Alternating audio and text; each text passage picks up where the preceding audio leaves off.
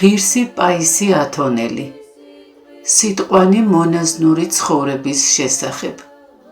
თავი მე-14 მორჩილება. მამაო პატერიკებში წერია, თუ შესაძლებელია, რამდენ ნაბიჯსაც გადადგამს მონაზონი, ან რამდენ წვეთ წყალსაც დალევს თავის სენაკში, თავის ბერს მოახსენოს. მრავალრიცხოვან ზოგად ცხოვრებულთა მონასტერში როგორ შეიძლება ამის პრაქტიკაში განხორციელება? ეს არა პირდაპირი მნიშვნელობით, არამედ მაგალითისთვის არის ნათქვამი.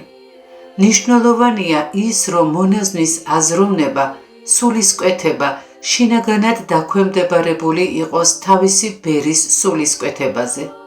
გამუდმებით უნდა ფიქრობდეს, ახლა რა ესათნოება ღმერთს, რა ესათნოება ჩემს ბერს და აღასრულოს ის არა კაცთმოთნეობით, რათა თავი მოაწონოს თავის ბერს ან ეპირფეროს, არამედ ნამდვილი სიყვარულით.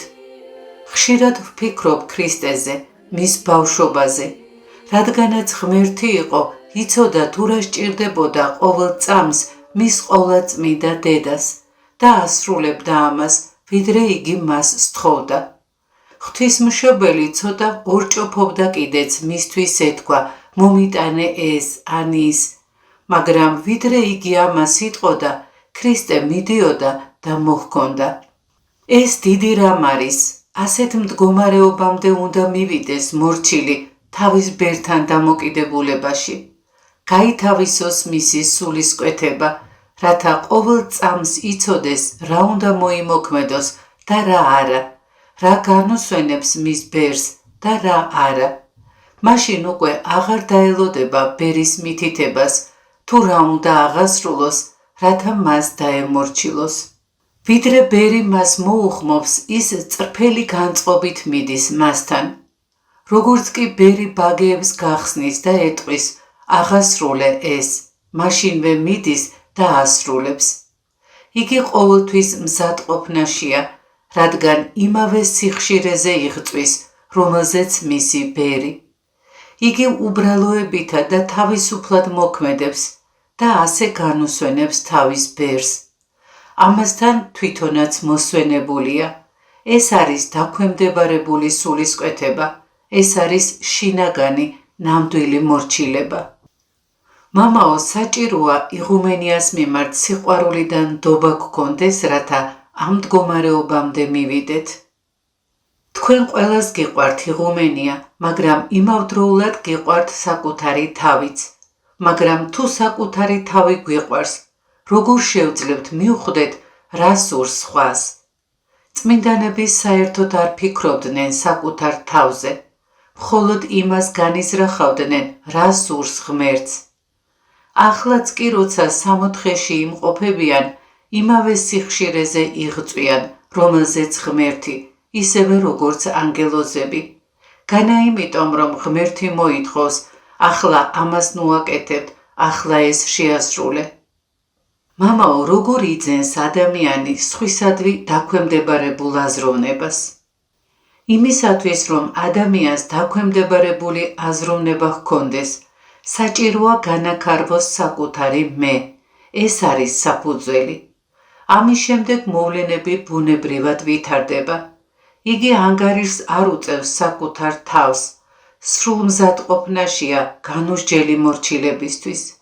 თუ ვინმე ჩემთან მონაზნობისთვის მოვა, მას კარგად გავიცნობ და თუ დავინახავ, რომ შინაგანად დაქვემდებარებული აზროვნება აქვს, შესაძლოა თუ ეს ჩემზე იქნება დამოკიდებული, ერთ კვირაშიც კი ვუთხრა, შეგიძლია რომელიმე კელიაში განმარტოებით იცხოვრო, რაც იმას ნიშნავს, რომ შეიძლება ერთ კვირაში მოძღვარი გახდეს, რადგან დაქვემდებარებული სულისკვეთება აქვს.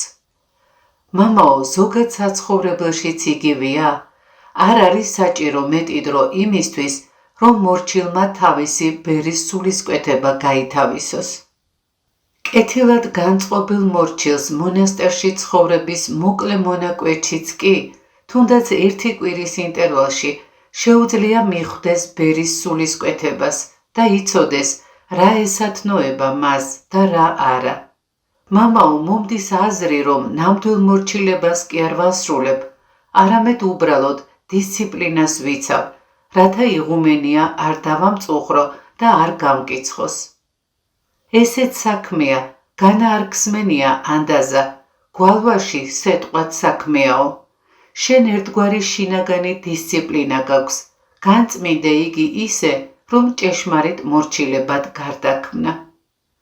მამაო, რომელია ჭეშმარიტი მორჩილება? მისმინე, იმისათვის, რომ ადამიანი სხვას დაემორჩილოს, ან პატივს უნდა სცემდეს და კრძალულება გააჩნდეს მასზე უფროსის მიმართ, ან უნდა ეშინოდეს მისი.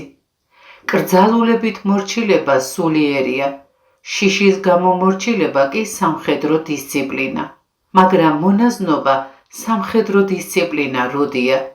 მიზანი ის კი არ არის, რომ მონაზონმა უბრალოდ ესა თუ ის დავალება შეასრულოს, არამედ ის, რომ კონდეს დაქვემდებარებული აზროვნება, შინაგანი მორჩილება.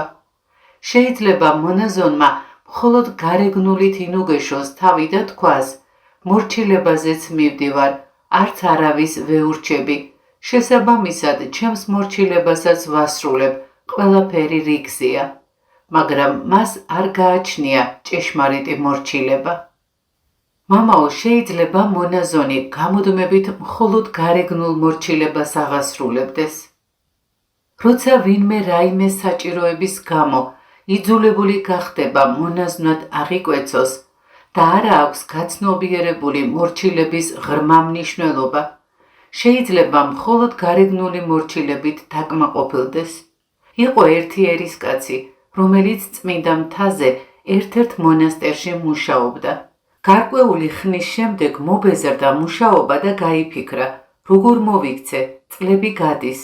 ნაცვლად იმისა, რომ სამუშაოზე ქანცის გაწყვეტამდე ვშრომობდე, მონაზვნად ხომ არ აღვიკვეცო, ხარჯი არ მექნება, საკუთარი ოთახი მექნება, საკვები გამზადებული, ტანისამოსიც გამზადებული, ყველაფერი მზამზარეული. აღარ ვიმუშავებ ქანცის გაწყვეტამდე, როგორც ახლა, ერთი კონკრეტული საქმე მექნება. შევასრულებ ერთგვარ მორჩილებას, ვიტყვი როგორც მაკურთხებთ, ან გავაკეთებ იმას, რაც მსურს. შემდეგ კი ვიტყვი შემინდეთ, შესაბამისად თავსატეხიც არ მექნება. აბა მითხარი, მონაზნობას შეუდგა იგი, ცხადია არა. მონასტერში იგი პირადი განსვენებისთვის წავიდა. შევასრულებ ერთგვარ მორჩილებას, თქვა მან. ანუ როგორ შეასრულებს იგი მორჩილებას? ეს რა მორჩილება იქნება? ცხადია, ასეთი შემთხვევები იშვიათია, მაგრამ იმის გათვალისწინებით, თუ სადამდე მივიდა დღეს ხალხი, მრავალ ახალგაზრდას მობეზრდა საერო ცხოვრება და შესაძლოა აღნიშნულმა შემთხვევებმა იმატოს კიდეც. რატომ უნდა შევქმნა ოჯახი? თავის ტკივილია, უამრავი პრობლემა მექნება. მოდი მონასტერში წავალ, იქ მშვიდად ვიქნები, ფიქრობენ მავანი. ეს არის გარეგნული მორჩილება. მამაო, ასეთ გარეგნულ მორჩილებას იგი მხოლოდ წინამძღვართან შეასრულებს? არა, შეიძლება ყველა ძმის მიმართაც გამოიჩინოს. გარეგნულად იტყვის, როგორც მაკურთხებ ძმაო, რასაც მეტყვი შევასრულებ. შინაგანად კი იფიქრებს, მოიცა ერთი თავი დამანებე. გარეგნულად იტყვის, შემინდე ძმაო, მომიტევე. შინაგანად კი იფიქრებს, ეს ჭირვეული ადამიანია. და შეიძლება ყოველთვის ასე იქცეოდეს. დიახ, შეიძლება მთელი ცხოვრება ასე გაატაროს. დასაწყისში, რომც შეაწუხოს მონასტრიდან წასვლის გულის სიტყვებმა, რაც წლები გავა, დაიწყებს შემდეგნაირად ფიქრს. ახლა როგორ მოვიქცე, სად წავიდე? აქ უფლებები მაინც მაქვს, თანაც ასაკოვანი ვარ და შემიძლია ჩემზე უმცროს ვუთხრა, პატივი მომაგე. მამაო, შესაძლებელია, რომ მიუხედავად ასეთი ცხოვრებისა, მონაზონს სინდისი მშვიდად ჰქონდეს და ფიქრობდეს, რომ მორჩილებას ასრულებს. სინდისი მხოლოდ მას ექნება მშვიდად, ვინც შინაგან მორჩილებას ასრულებს, რადგან შინაგანად ნამდვილ სიმშვიდეს ფლობს. ვინც გარეგნულ მორჩილებას ასრულებს, ხვდება, რომ მისი მორჩილება არ არის ნამდვილი, მას სინდისი ამხელს და არა აქვს სიმშვიდე. მცდარი ცნობიერებაც რომ ჰქონდეს შექმნილი და საკუთარ თავს ამართლებდეს, შეუძლებელია სიმშვიდე პოვოს. მამაო მონაზონი, რომელსაც დაქვემდებარებული აზროვნება აქვს, სხვებს გულსავსე ჰყოფს. ცხადია ყველა ხვდება ამას, თუ ვინმე ვერ ხვდება, ის შინაგანად ვნებიან მდგომარეობაშია. როდესაც მორჩილი ასრულებს მორჩილებას ისე, რომ მასში არ ურევს საკუთარ მეს და ასე იკვეთს პირად ნებას, მაშინ მართებულად მუშაობს და აუცილებლად მიეცემა საღვთო განათლება. იგი განაგდებს საკუთარ მოსაზრებას, საკუთარ თავზე შექმნილ წარმოდგენას და იღებს საღვთო განათლებას, სულიწმინდის მადლს. შესაბამისად შეუძლია საერთო ენა გამონახოს როგორც თავის ბერთან, ისე მონასტრის ძმებთან. განუსვენებს თავის ბერსაც, განუსვენებს იმ გარემოსაც, რომელშიც მყოფობს და ასე ვითარდება სულიერად.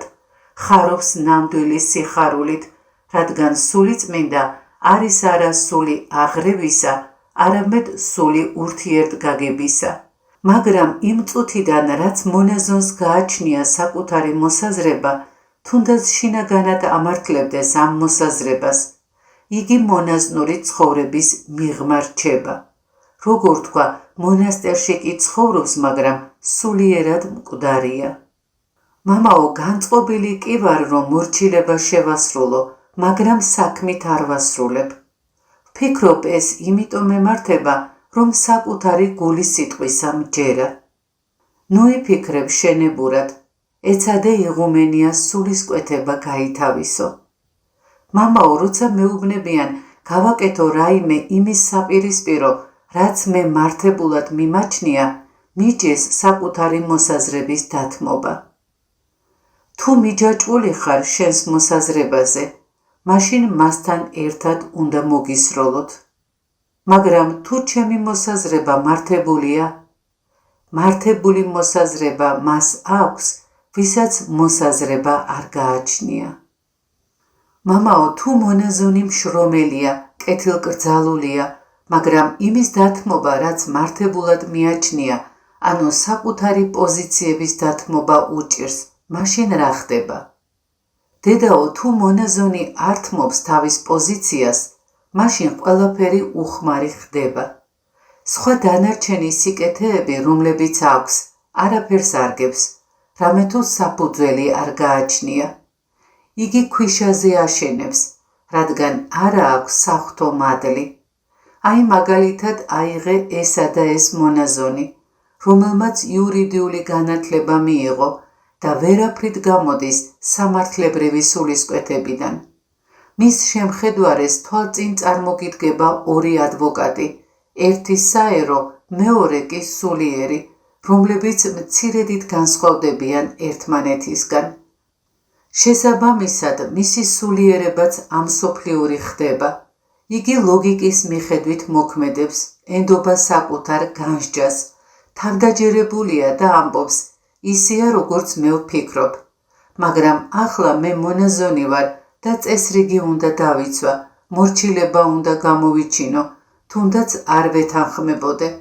განსხვავებული აზრიც რომ მქონდეს, მორჩილება უნდა გამოვიჩინო. ანუ მას მიაჩნია, რომ მისი განსჯა მართებულია, მაგრამ ძალაუნებურად მორჩილება უნდა აღსრულდეს. ასეთი მიდგომა ატარებს ამსოფლიურ სულს და დიდ ამპარტავნებას. ამიტომ მონაზონი მშვიდად ვერ იქნება. მონაზნურად რომ ეფიქრა, საკუთარ განსჯას კი არ მიენდობოდა, არამედ იტყოდა, მე არ უნდა განვსაჯო, რადგან ჩემი განსჯა მოკლებულია საღვთო განათლებას. მამაო, როცა მონაზონი დავალებულ საქმეს საკუთარი მოსაზრებით ასრულებს, ეს რისი ბრალია? ეს სუფთა ეგოიზმია და შედეგია ლოგიკური აზროვნებისა. მრავალ მონაზონს გააჩნია საკუთარი განსჯა, ჰგონიათ სხვებზე უკეთ თავად განსჯიან. მათ სხვები ვერ უგებენ და უსამართლოდ ექცევიან. ჩემთან ყველაფერი რიგზია, სხვები არიან დამნაშავე, ამბობენ ისინი. ასეთ შემთხვევებში მათ რომ ნაკლები ჭკუა ჰქონოდათ, უკეთესი იქნებოდა. ნახე მოწამეთა წლებში, რადგანაც გნოსტიკოსები საკუთარ განსჯას, საკუთარ გონიერებას ენდობოდნენ, მოწყვეტილნი იყვნენ საღვთო განათლებას. მამაო, დავალებულ საქმეს ისე კი არ ვასრულებ, როგორც მეუბნებიან, არამედ ისე, როგორც მე ვფიქრობ. მაშ მორჩილება სად არის? შენი მორჩილსაც აღემატე, რომელიც ხალხს უკუღმა რგავდა. მისმა ბერმა გამოსაცდელად უთხრა, რომ უკუღმა დაერგო, რათა ენახა დაემორჩილებოდა თუ არა. საბოლოოდ კი უკუღმა დარგული ხახვი საუკეთესო გამოდგა. მიზანი ისაა, რომ მორჩილმა საკუთარი ნება მოიკვეთოს, დამდაბლდეს, რათა მასში საღვთო მადლმა დაივანოს. მონაზნობაში მას ხელოვნებასა ან მეცნიერებასთან როდი აქვს საქმე. წინააღმდეგ შემთხვევაში მხოლოდ ლოგიკური აზროვნება შერჩება. ანუ მამაო, არ უნდა იფიქროს ლოგიკურად და არ უნდა თქვას, უკუღმა დარგვა როგორ არის შესაძლებელიო. შეიძლება ყველაფერთან მიმართებით ასე მოხდეს. ცხადია ყველაფერთან. მაგალითად მორჩილი სადღაც უნდა წავიდეს საქმის შესასრულებლად და ირჩევს ყველაზე მოკლე გზას, მაგრამ თავისი ბერი ეუბნება. არა, ამ გზით კი არ წახვალ, არამედ სხვა შემოვლითი გზით. განა ბერმა არ იცის, რომ ეს ყველაზე მოკლე გზაა, ან იქნებ მისი გამოცდა სურს. მორჩილმა უნდა გააცნობიეროს, რომ ბერის მიზანი უბრალოდ საქმის შესრულება კი არ არის, არამედ მისთვის ნების მოკვეთა, ან რაიმე საფრთხისგან მისი განრიდება. წინააღმდეგ შემთხვევაში მორჩილი ამას ალოგიკურად ჩათვლის და იტყვის, იმ გზით რომ წავსულიყავი, ახლა საქმე დასრულებული მექნებოდა, მაგრამ სულიერ საქმეს რა ვუყოთ. მამაო, არ ძალმიც განურჩენი მორჩილების შესრულება, წინააღმდეგობას ვავლენ. როცა რაიმე უკუღმა დევს და გეუბნები წაღმადადე, ხვდები ამას და წაღმადებ. მაგრამ როცა წაღმადევს, გეუბნები რომ უკუღმა დადო და შენ ამას ასრულებ, ეს არის მორჩილება.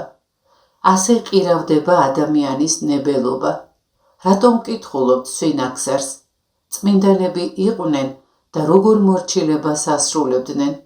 აი წმინდა ათანასე ათონელი, მიუხედავად იმისა, რომ ესოდენ განათლებული იყო, წავიდა დაემოწაფა ერთ უბრალო ბერს და თავი ისე წარმოაჩინა, როგორც წერა-კითხვის უცოდინარმა.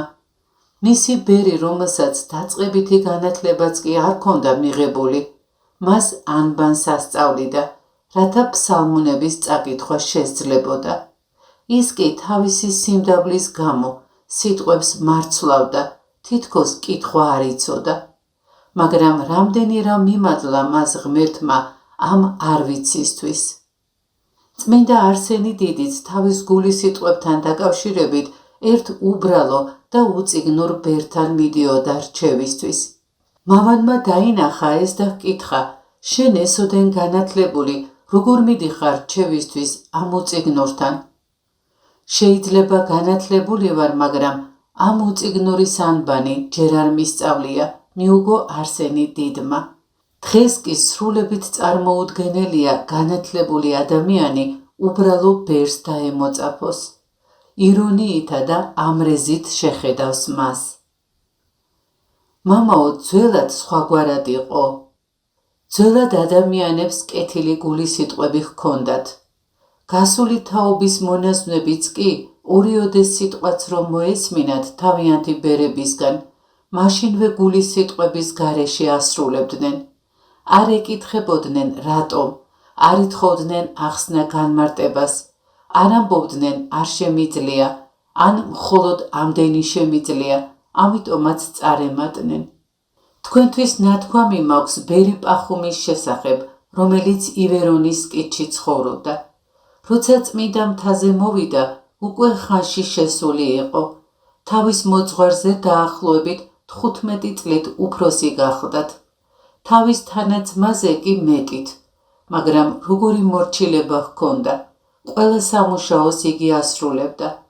პახუმი გაიძახოდნენ მისი ბერიცა და უმცროსი თანაძმაც, ის კი პასუხობდა მაყურთხეთ.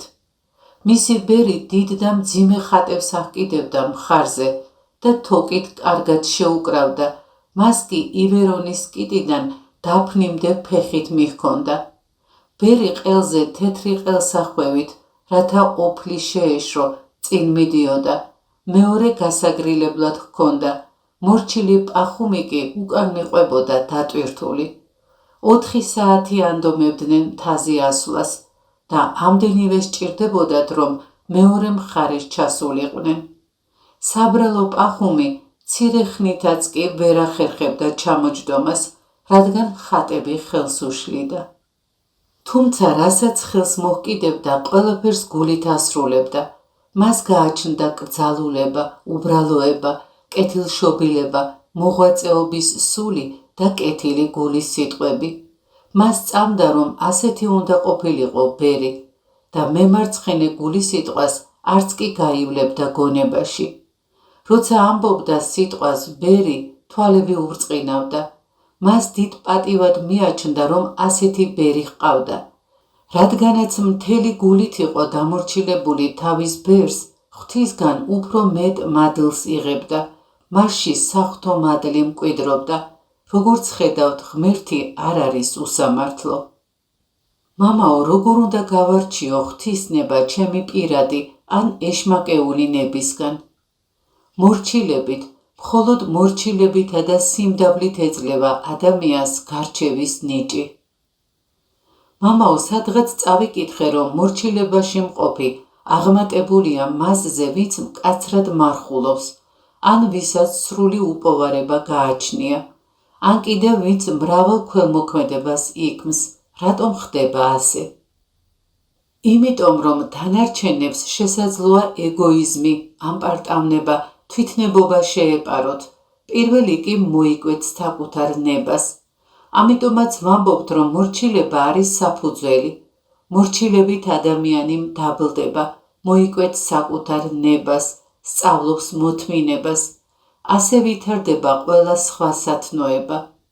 ხორციელ მოღვაწეობას, მეტანიებს, მარხვას, ღამისთევას და სხვა მაშინ აქვს ფასი, როცა მორჩილებასთან არის შეჯერებული. მამაო, როცა მონაზონი ურჩობას ავლენს, მაშინ რა ხდება?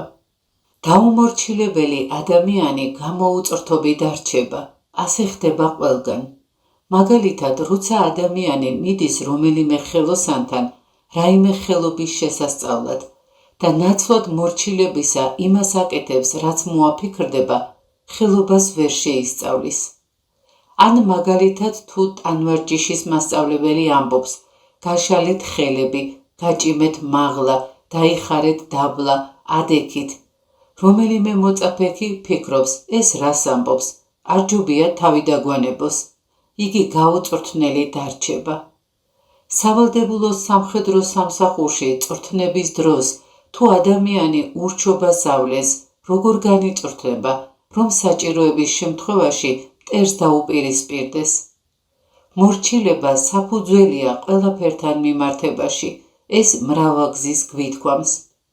თუნდაც ვინმე მრავალმხრივ განსწავლული იყოს, თუ მორჩილებას არ გამოიჩენს, ვერც განათლებაში, ვერც რაიმე სხვა ხელობაში წინ ვეღარ წავა, მაშინ როცა სხვა, ვინც არაფერი იცის, თუ რომელიმე მასწავლებელთან მივა და დაემოწაფება, მრავალ რამეს ისწავლის და შესაძლოა საუკეთესო მეცნიერი ან საუკეთესო ოსტატი გახდეს. ზოგადად ის, ვინც არავის ენდობა და ჰგონია ყველაფერი იცის, განუვითარებელი რჩება, საბოლოოდ კი თვითონვე აზიანებს საკუთარ თავს. მით უფრო მართებს მორჩილება მონაზონს, რომელიც მონასტრულ ცხოვრებას შეუდგა, რათა ნებებისგან განიკურნოს და შეისწავლოს არა უბრალოდ რაიმე ხელობა, არამედ მონაზნური ცხოვრება, რომელიც არის ხელოვნებათა ხელოვნება და მეცნიერებათა მეცნიერება. მამაო, ჩემთვის უფრო ადვილია დავემორჩილო იღუმენიას, ვიდრე სხვა დებს. არსებობს მორჩილების 4 საფეხური. პირველი ეტაპია მორჩილება იღუმენიასთან. მეორე საფეხურია მორჩილება უფროს დებთან. მესამე საფეხურია მორჩილება უმცროს დებთან. მეოთხე საფეხური კი არის მორჩილება ყველასთან, თუნდაც ერისკაცთან, თუ სულიერად არ ვზიანდებით, უბრალოდ ფიზიკურად ვიღლებით. მამაო, სურს მორჩილება გამოვიჩინო, მაგრამ შინაგანად ზოგჯერ წინააღმდეგობას ვავლენ. საბოლოოდ იმას ვასრულებ, რასაც მეუბნებიან, მაგრამ მანამდე დიდი შინაგანი ბრძოლის გადატანა მიწევს. ასე ხდება დასაწყისში, ვიდრე მონაზონი თავის ძველ კაცს განიძარცვავს. მონაზნურ მოქალაქობას გააჩნია 6 კლასი. პირველ კლასში იმყოფებიან ისინი, ვისაც ჯერ კიდევ ამსოფლიური აზროვნება აქვს და საერთოდ შორს დგანან მორჩილებისგან. მეორე კლასში ისინი არიან, ვინც ზოგჯერ ასრულებენ მორჩილებას, ზოგჯერ კი თავისდაუნებურად წინააღმდეგობას ავლენენ და არ იღებენ შენიშვნებსა თუ გაკიცხვას. მესამე კლასში ისინი არიან, ვისაც მეტწილად სურს სხვებზე დამორჩილება და ღებულობს შენიშვნებსა და გაკიცხვას. ამასთან იღწვის, რომ გადალახოს ის მცირე შემთხვევები, როცა წინააღმდეგობას ავლენს. მეოთხე კლასს განეკუთვნებიან ისინი, ვინც მუდამ ემორჩილებიან სხვებს და იღებენ შენიშვნებს აღშფოთებისა და წინააღმდეგობის გარეშე, თუმცა უსიხარულოდ. მეხუთე კლასს განეკუთვნებიან ისინი, ვინც მუდამ ხარობენ, რაც არ უნდა უთხრან. მეექვსე კლასში კი ისინი არიან, ვინც ესწრაფვიან შენიშვნებს, გაკიცხვას, დამცირებას და ასე შემდეგ. ხარობენ სულიერად და ამით საზრდოობენ, განსვენებას პოვებენ, როცა სხვათან ნებას ასრულებენ, რადგან საკუთარი თავი უკვე მოძულებული ჰყავთ. შენ ახლა მესამე კლასში ხარ, ნელ-ნელა მოღვაწეობასა და სულიერ ზრდასთან ერთად მომწიფდები და მეექვსე კლასამდეც მიაღწევ. მამაო, მონასტერში მონაზნის ხანგრძლივი ცხოვრება არ არის იმის მიმანიშნებელი, რომ მას მიღებული აქვს ერთგვარი სულიერი აღზრდა. თუ სხვებს არ ემორჩილება, როგორ მიიღებს სულიერ აღზრდას? ამასთან შეიძლება ყალბადაც იმშვიდებდეს თავს, რომ 20, 30, 40 წელია, რაც მონასტერში ცხოვრობს. სინამდვილეში საკუთარი ნება არ ჰქონდეს მოკვეთილი. ერთ-ერთი კელიის საძმოში გარდაიცვალა ბერი და თანახმად კელიებში დამკვიდრებული წესისა, კელიის ბერი რიგით მომდევნო მონაზონი გახდა. მე 65 წელი ვიყავი მორჩილებაში, ამბობდა იგი მოგვიანებით. კი, მაგრამ შენ როდის ემორჩილებოდი ბერს? მართალია 65 წელია მონაზნობაში ხარ, მაგრამ წლებს რატომ ანგარიშობ? ამ წლების განმავლობაში შენ განაგებდი აქაურობას. მიმართა მას ერთ-ერთმა თანაძმამ. იგი ბავშვობაში მივიდა მონასტერში, თავიდან შეღავაც უწევდნენ, რათა არ დაემწუხრებინათ. ამასთან ხელმარჯვეც იყო, ასე რომ ერთგვარი სითამამეც შეიძინა და მთელ კრებულში უფროსობა დაიწყო. შემდეგ იქადდა, რომ ამდენი წელი მორჩილებაში დაჰყო. არადა სინამდვილეში ერთი დღეც არ გაუტარებია მორჩილებით. მამაო, რატომ ხდება, რომ ზოგიერთი ძმა ადვილად წარემატება მორჩილებაში? სხვები კი მიუხედავად იმისა, რომ სურთ მორჩილება, სირთულეებს აწყდებიან. ვისაც მორჩილება სურს და სირთულეებს აწყდება, შესაძლოა ამის მიზეზი კაცთმოთნეობა იყოს და ღმერთი არ შეეწევა მას, რათა სიმდაბლისკენ გაუძღვეს, რადგან მისთვის ასე იქნება უმჯობესი. როცა უკვე დამდაბლდება, მაშინ მორჩილებასაც ადვილად შეასრულებს. მამაო, მონაზონს, რომელიც მორჩილებას ასრულებს, რა მახასიათებელი აქვს? როგორ იქცევა, როგორ საუბრობს, როცა თავისი მოსაზრების გამოთქმა სურს? იგი ყოველთვის სიმდაბლითა და დიდი მორიდებით იქცევა. როდესაც მონაზონი წარემატება მორჩილებასა და საკუთარი ნების მოკვეთაში, მას სიმდაბლე აქვს.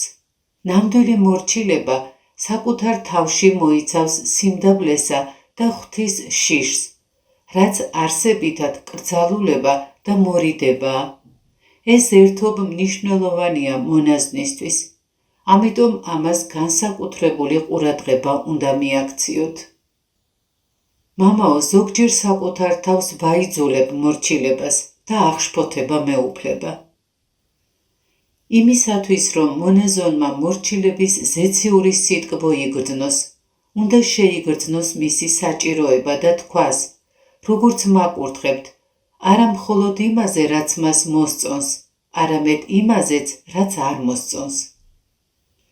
თუ მონაზონი ვერ შეიგრძნობს მორჩილების საჭიროებას, მუდამ საკუთარი თავის იძულება მოუწევს, რათა მორჩილება ფორმალურად შეასრულოს. რა ვქნა მორჩილი ვარ და უნდა დავემორჩილო, სხვაგვარად არ შემიძლია მოვიქცე, იტყვის იგი. ამდენად მორჩილება მისთვის მონობა იქნება და მის სულს გამოფიტავს. ყოველდღიურად მოუწევს თავისი თითქოს და მონობის მწარე სასმისის შესმა და დაიტანჯება. მაგრამ თუ გაიაზრებს მორჩილების მნიშვნელობას, რაც თავისუფლებას ნიშნავს, მიხვდება, რომ ეს არის ერთადერთი უსაფრთხო გზა, რომელსაც მორჩილი ნამდვილ თავისუფლებამდე მიჰყავს. მაშინ თვითონვე მოითხოვს, რომ მისი ნების მოკვეთაში დაეხმარონ და მონობად იმას მიიჩნევს, როცა ეტყვიან, ისე მოიქეცი, როგორც ფიქრობ. სამწუხაროდ მორჩილების ამ დიდ საიდუმლოს, რომელიც თავისუფლებას ნიშნავს, ეშმაკი მალავს მორჩილისგან და მას სრულიად საპირისპიროდ წარმოუდგენს. ასე ტანჯავს მორჩილსაც, მიიჩნევს რა საკუთარ თავს მონად, ტანჯავს მის ბერსაც, რომელიც ვერ ახერხებს მის დამუშავებას, როგორც ოსტატი, რადგან ასეთ შემთხვევაში მორჩილს ყველაზე სასიკეთო ხელსაწყო, რომელსაც მისი ბერი იყენებს, მოწამეთა სატანჯველ იარაღებად მიაჩნია, თავისი ბერი კი ხშირ შემთხვევაში დიოკლეტიანედ. მამაო, მორჩილების საჭიროებას მაშინ ვიგრძნობთ, როცა უკვე შევწყვეტთ საკუთარი თავის ნდობას. დიახ, აქედან იწყება. ზრდასრულ ადამიანს არ ეპატიება სიკეთის საჭიროების ვერ შეგრძნება. მაშინ, როცა ბავშვი ხშირად ვერც კი ხვდება, რა არის მისთვის სასარგებლო. როცა ბავშვი ავად არის, ექიმი ინექციის გაკეთებას უპირებს, ის კი წინააღმდეგობას უწევს. მახსოვს, როცა ბავშვები ვიყავით და ციებ-ცხელება გვქონდა, უფროსები დაგვდებდნენ ინექციის გასაკეთებლად. ტყებლის ნაყოფსაც ვჭამდით ფარულად და ტემპერატურაც იმატებდა, მაგრამ ნემსის ჩხვლეტას ისევ ტემპერატურა და ციებ-ცხელება გვერჩივნა. ამ დროს ზრდასრული ადამიანი დამოუკიდებლადაც იკეთებს საჭირო ინექციას. იგი გრძნობს ჩხვლეტას, როგორც საჭიროებას. ავადმყოფი, რომელსაც ჭამის მადა არ აქვს და საჭმლის დანახვაზე გული ერევა, როცა დაფიქრდება თუ სადამდე მიიყვანს უჭმელობა, ნელ-ნელა საკვების მიღებას იწყებს, თუნდაც უმადოდ. ეს მას ტონუსს აძლევს, აძლიერებს და მადაც მოსდის. შედეგად მადიანად ჭამს და ჯანმრთელობასაც აღიდგენს.